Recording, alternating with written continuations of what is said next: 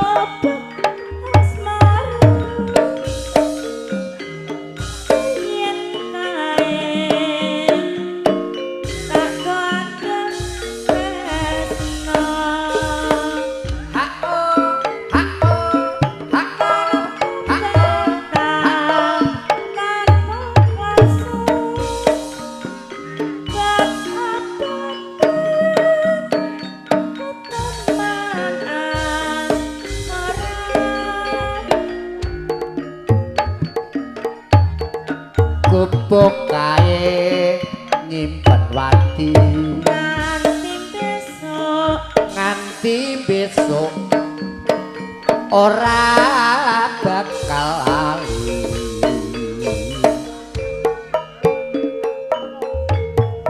gubuk kae kehabak crita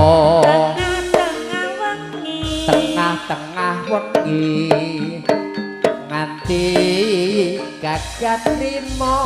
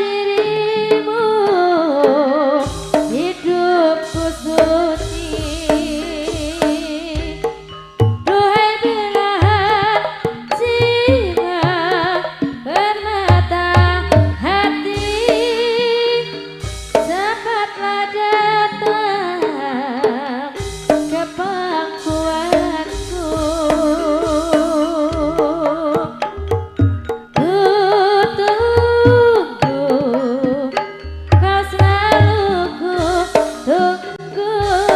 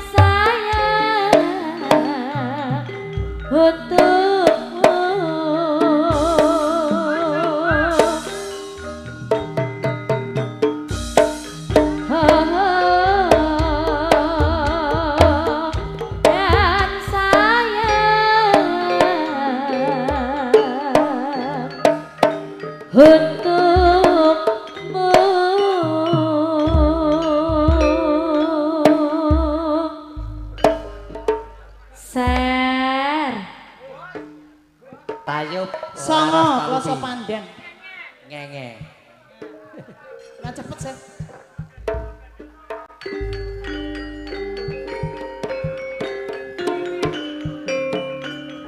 Ngenge apa?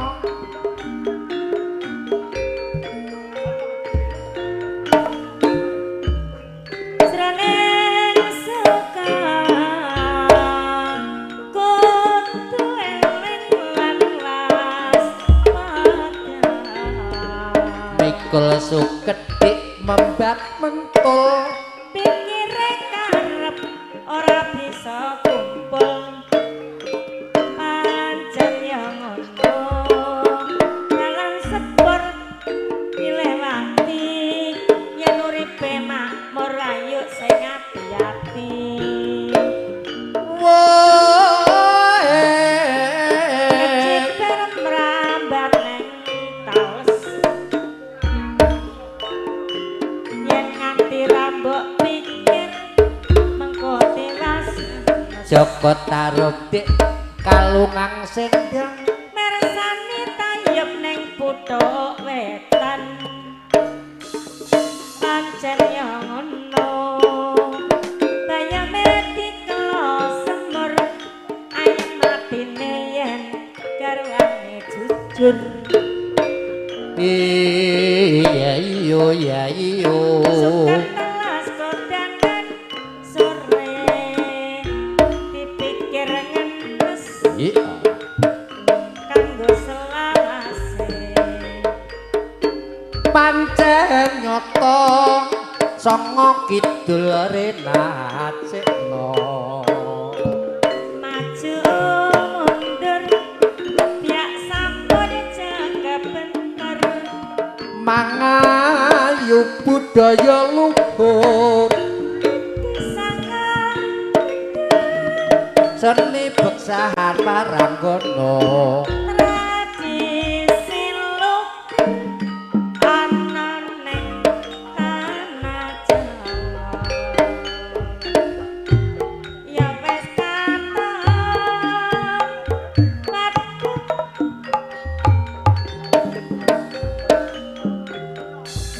Iku mbak yu aja lali kewajibane nyambut gawe ing sakbentinane gawe klasa pandan iku arane ya wis katon padang rambulane iku mbak yu aja lali kewajibane nyambut gawe ing sakbentinane gawe klasa pandan iku arane ayo le kae loyu wis garing pandane ndangko wonten mrene enggal tahak kerokane lungguh suku tandang nyambut gawe nggo nyukupi kebutuhan sak keluargane monggo diajeng hak kailo mas hak wis gawe pandane hak Jangan rene enggal tak garane longgo suku kemandang nyambut gawe yo nyukupi kebutuhan sak keluargane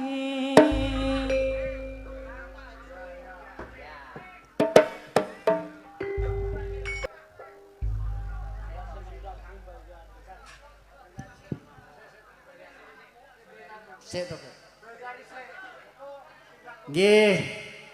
Sing sabar, sabar alon-alon sing penting padha rata. Gremet-gremet sing penting padha slamet aja mumet. Yo songo ditarik, Cong. Sereng jatma Ugi katuru dumateng pandemen lan beksa. Ambok bilih panjenengan boten saged rawuh wonten ing dalemipun Pak Martam. Saged ningali wonten ing YouTube Diva.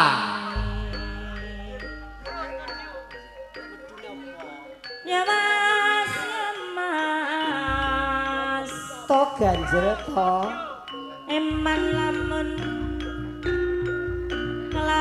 tanpa ukuran dipacul kena durane anane kakunge nyusul wis kewajibane To ganjel. pegel pegel alas sing diganjel apa eman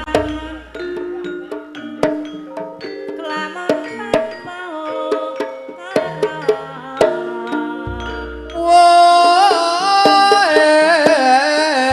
suket telas kodanan sore dipikir ngenes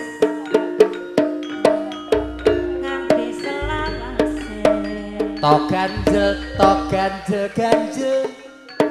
yen atine pegel ya tambah pegel aja diganjel saji sesla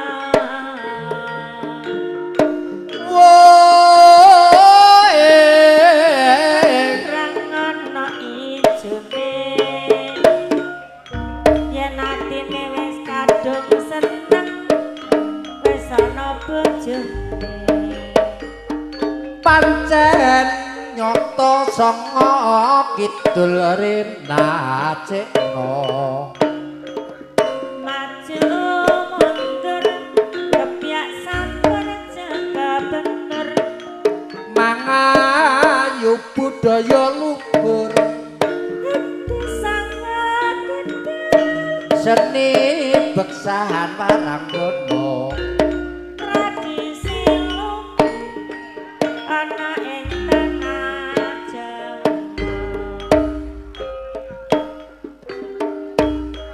ayo kanca sing padha pariwisata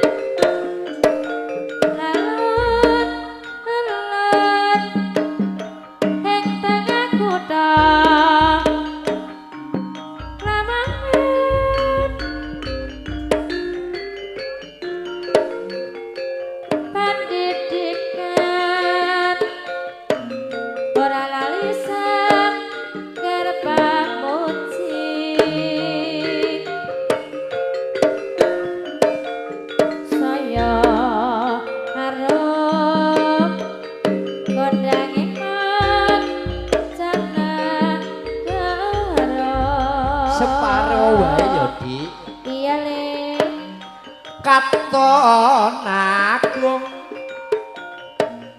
Stadion Surajaya Surajaya alun-alun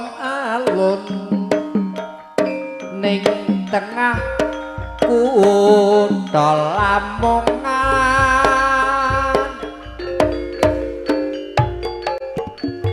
pendidikan para lali sang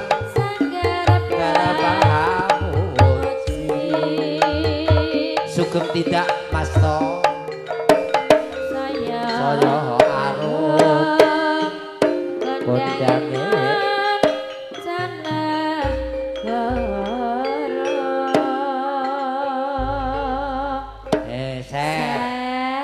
matur nuwun Masto sugeng tindak mugi-mugi wilujeng ngantos giyanipun liwat talas Kuasa pandan nyilih bojo. Wah. Bojone sapa sing disilih?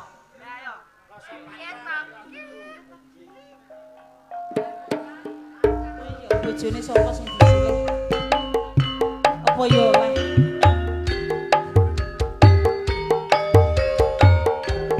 Ugi matur suwun dhumateng Pak Kasum Bajang. Sugeng tidak, Mas?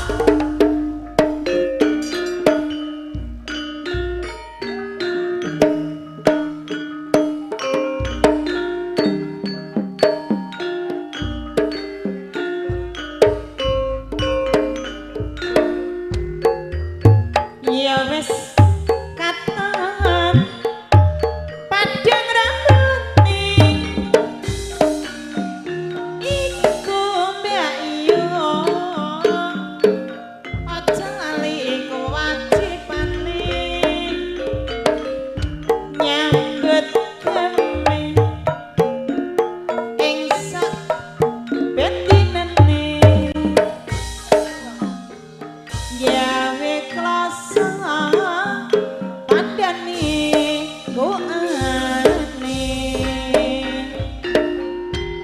Ya wis katon padang rembulane iku Mbak Yu aja lali kewajibane Mas Leon nyambut gawe iku sesambene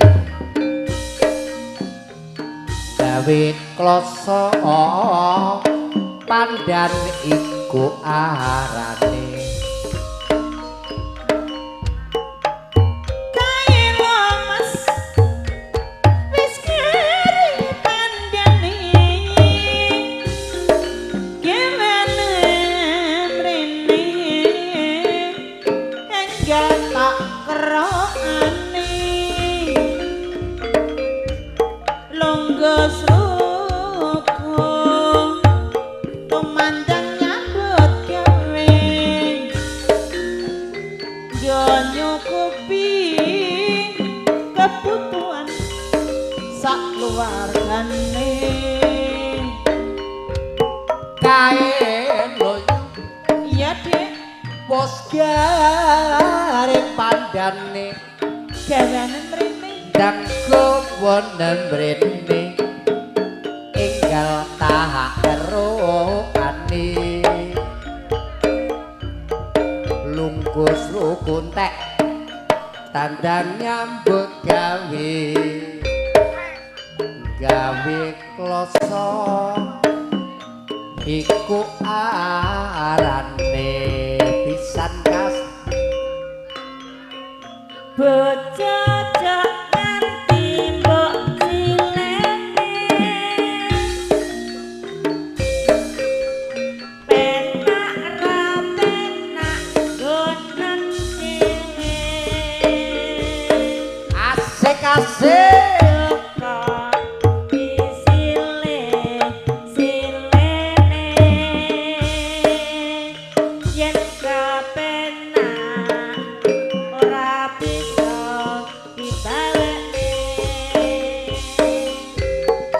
bojomu bojoku ora tak silene enak apenak tak dhewe tak gawe nganti sakaruse yen kowe enak bojo golek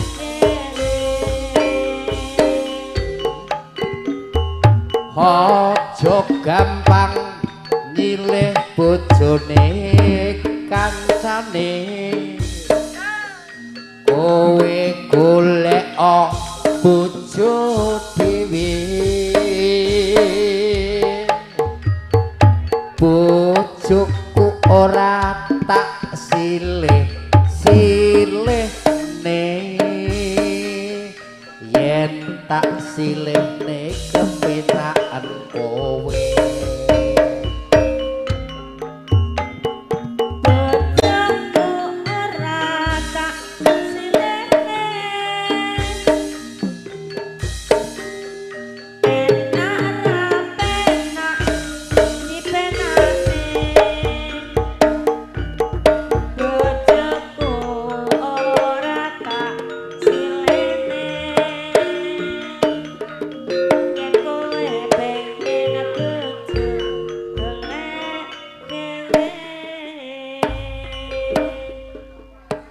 alon-alon wektune sik suwe alon-alon ae penak kowe diri sabar kanca lawas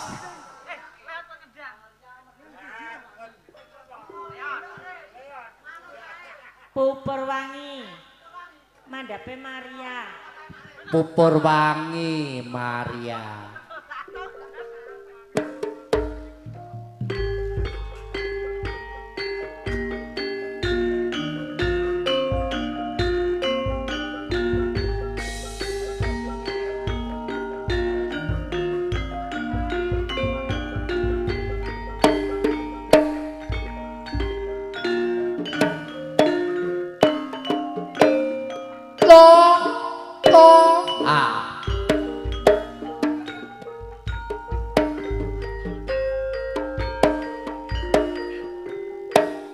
aku emoh piye to Dik yen mbok tinggal lunga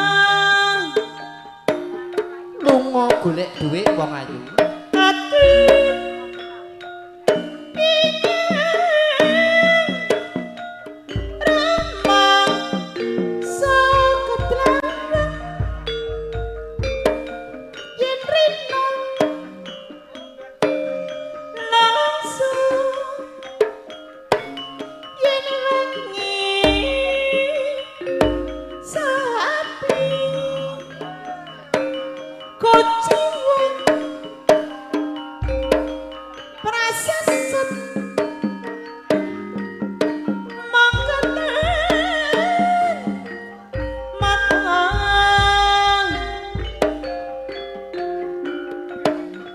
ora suwe Dek Yami aku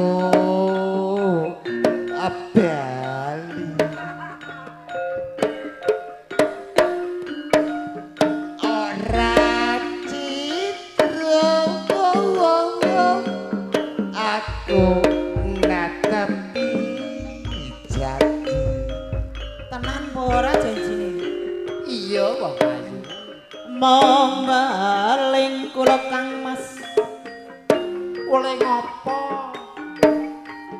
lang ya tresnaku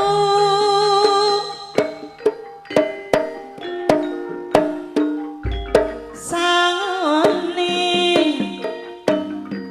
aja nganti mbok larakno ati separo wae ya wong ayu injih ora suwe aku bali enggal bali ya Le iya iya ora citra anaha tapi janji mong baling kula mas piye aja nganti lali ora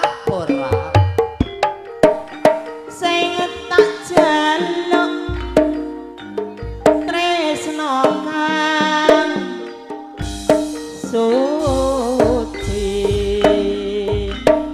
Indahnya purnama asik yang berseri, tiada seindah senyummu kasih. Taman bunga yang teduh, tak seteduh wajahmu. Putihnya salju tak seputih cintamu. Kemarin kau datang kepadaku bercerita tentang deritamu, sakit yang kau alami tak jua terobati di dadaku. Kau menangis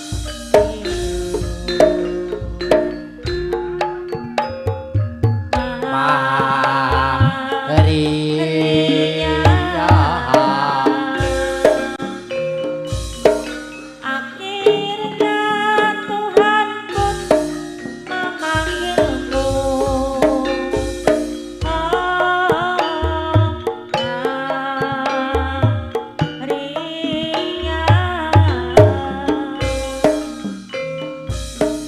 Hati pilu memandang potretmu,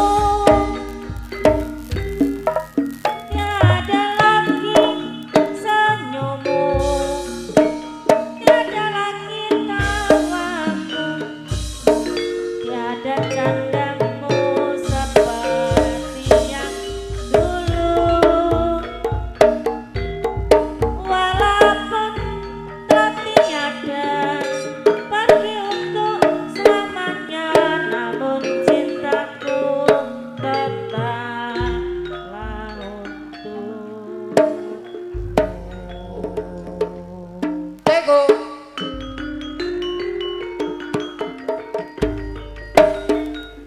Lho niki matur nuwun sanget dumateng para-para ingkang sampun nindakaken ngiping.